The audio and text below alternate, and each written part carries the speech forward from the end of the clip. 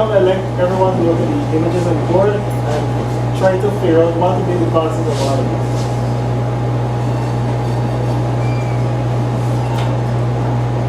This happened 2 or 3 years ago on the West Coast. We used to be collided, and about 2 weeks ago, that happened. Child skills, 6-year-old child skills as a result of that.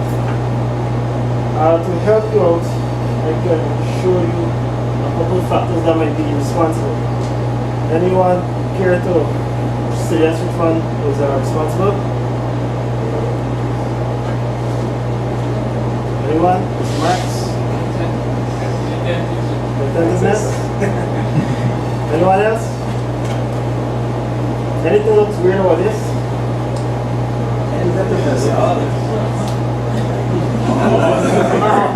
This is what I was trying to get to. Speeding is missing. And speeding is one of the main speeding is one of the main factors that causes accidents. And we have been trying to present you my solution to the speeding problem in Gyuyana.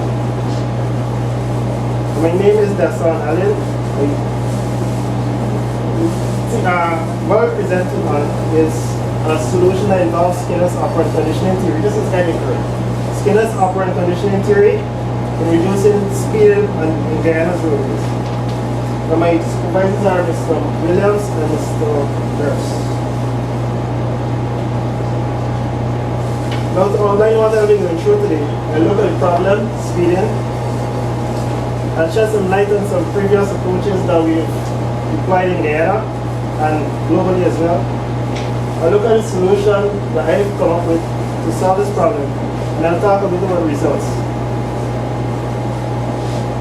Now, between 2009 and 2014, the Gyuyana Police Force has indicated that speeding has resulted for between 50 and 74% of accidents, fatal accidents in Gyuyana. So, speed was the cause of between 50 and 74% of the accidents, including the 2 accidents we showed just now, the one where the child died. Speeding was the result. The accident was the result of speeding. Now, Standard News in 2014 June, they indicated that 68% of fatal accidents results from speeding. Now, this figure is also within the range there, 50 to 74. So, it is a continual trend that's been happening for the past 7 or so years. And Standard News also reported that they also reported that 26% of errant motorists were speeders. So often police on the road checking drivers to make sure that the license and everything were in order. 26% of those stopped were speeders. Now, Kaitra News and Gyuyana Chronicle have both indicated that the count for this year's fatal road accidents is 52. And this is a very serious problem in Gyuyana. When I started this research, the number is a lot smaller than this, but until now, the number has been growing continuously. Now, one might ask, why is this problem important, or why should we speed? Well, the physics behind it all is that speeding affects your braking distance. So traveling at 20 miles per hour requires a total distance of 12 meters to stop a vehicle, while traveling at 70 miles per hour requires a total of 96 meters to stop. And as you can see, the distance here is a lot smaller than what resulted at 70 miles per hour. So it's not exactly proportional. It grows as your speed increases.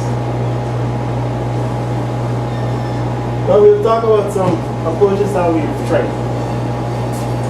Physical policing, as we may all know, is where the police are on the roadways, as indicated here, has a speed gun in his hand and is aiming at vehicles that you think may be speeding.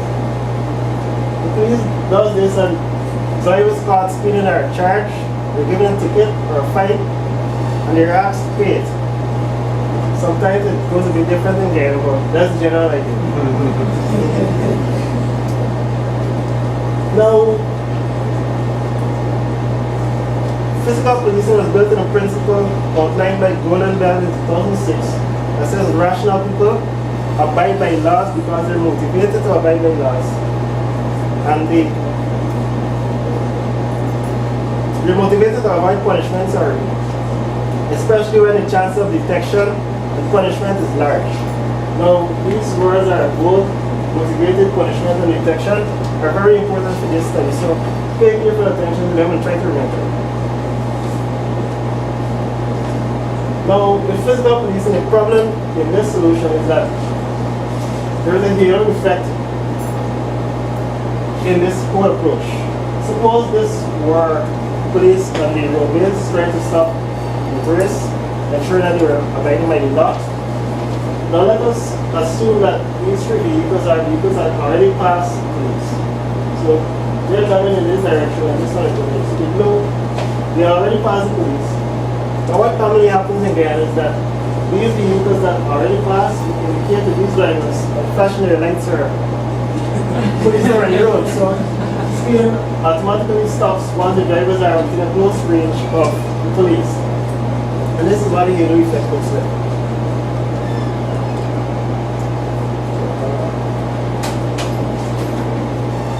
Now in a study conducted, 91% of the drivers that were speeding actually slowed down before reaching the police, and then 51% of them resumed speeding at a distance 1,000 meters after the police one. So they can avoid the police in this method. So to summarize, that the police are not always present because they might not be 100 meters after where they were when the drivers actually slowed down.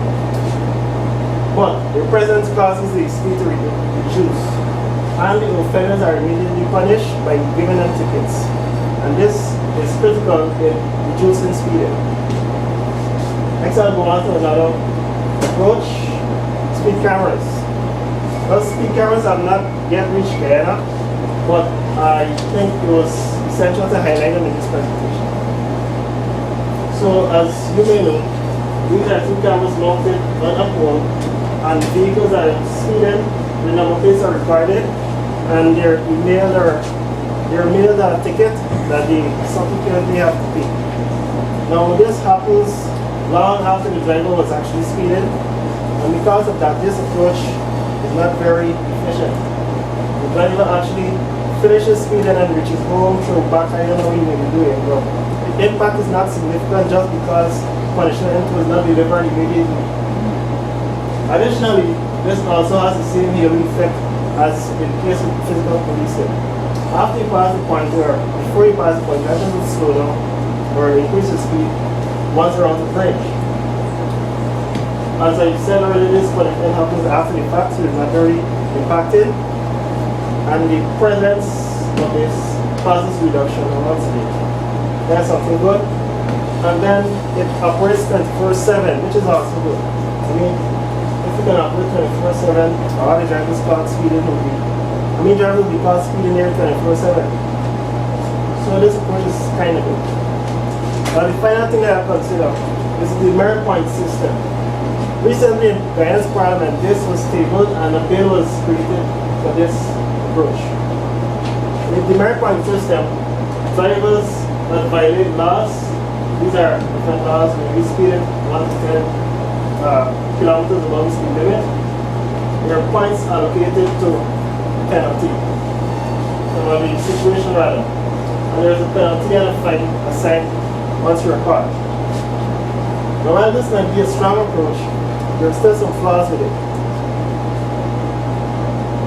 It relies on police reports, just like the police that were caught that had the speed guns highlighted earlier. This approach uses police report to give the demerit points to the drivers, and then it still punishes the drivers after the fact. However, studies have shown that the penalty significantly reduces the behavior. Now to summarize all that I highlighted, offenders must be immediately punished for the system to be effective. The presence of the device or the system will cause the speed to reduce, and it must be able to operate 24 hours, 7 days a week. And if possible, some heavy fines should be applied to the punishment to reduce speeding. Now, after considering all of this, I observed that what the police were actually doing, exceeding drivers get a speed ticket, non-exceeding drivers, they escape, This is actually something from a bigger picture. And that's what this project is based on. So drivers are punished in an attempt to reduce their behavior, undesirable behavior that is, and they're rewarded when they behave as desired. And this comes from Skinner's operant conditioning theory, as the project is based on.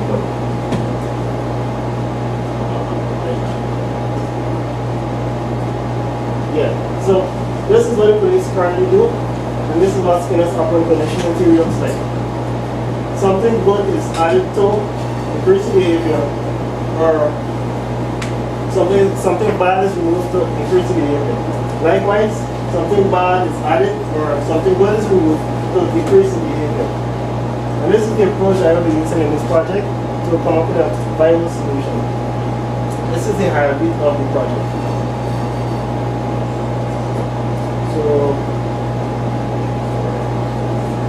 So many points will be added to the driver that is not speeding. That points will be added to the driver that is speeding, numeric points that is, and drivers not speeding will have some kind of reward.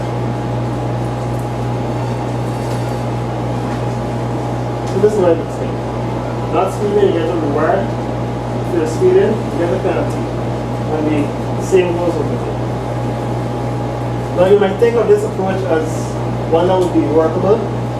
But let us suppose that the driver is on Sheriff Street for the very first time and he doesn't see any speed limit signs, so he decides to drive at 60 km per hour, right? Sounds reasonable, right?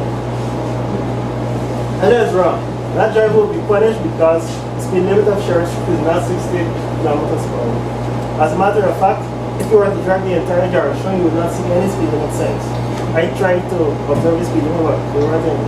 And if anyone knows of any, you can take a picture of one, $5,000 right away.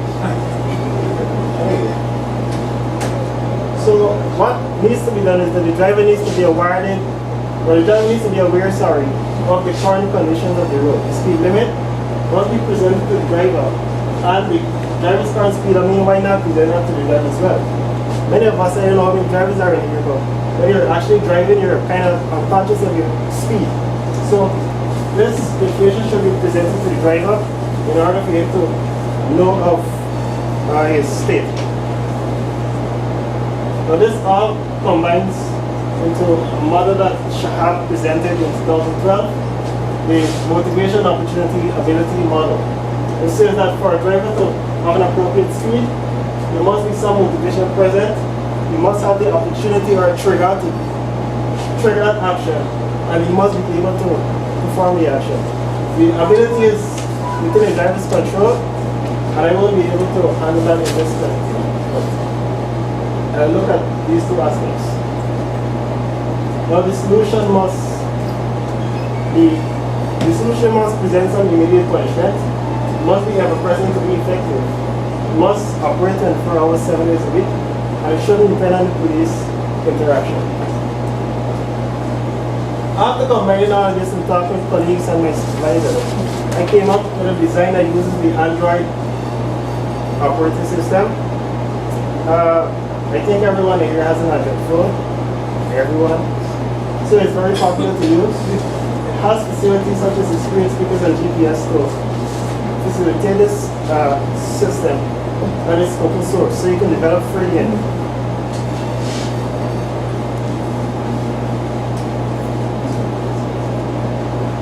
Now this is what the conceptual design of the system. The GPS data is fed to the location manager. The locations are fed to the location manager, and the speed of the device of the driver goes to the speed monitor. Now this gives the speed limit for that location, and these two are compared. The state of the driver is sent to the accountant to give points or remove points, and it is all presented to the driver on the screen. In addition, alerts are given to the driver saying whether he is above the speed limit or below the speed limit. And the alerts include color codes for the screen and audio alerts. So this is what it looks like. I haven't gotten a video presentation, but this is what it actually looks like. So it assesses the driver's driving, and then it monitors his speed with the speed limit. These here represent the merit points that will be awarded to the driver if he speeds too long, And in this case here, the driver has one demerit point. I have not been able to completely evaluate the solution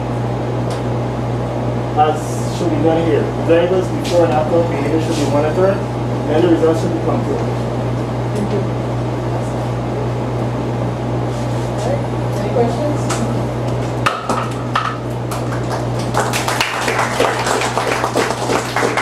I just want to say, excellent analysis of the problem. I think you mapped that all of the aspects of the problem to a solution very well. Any other questions or comments?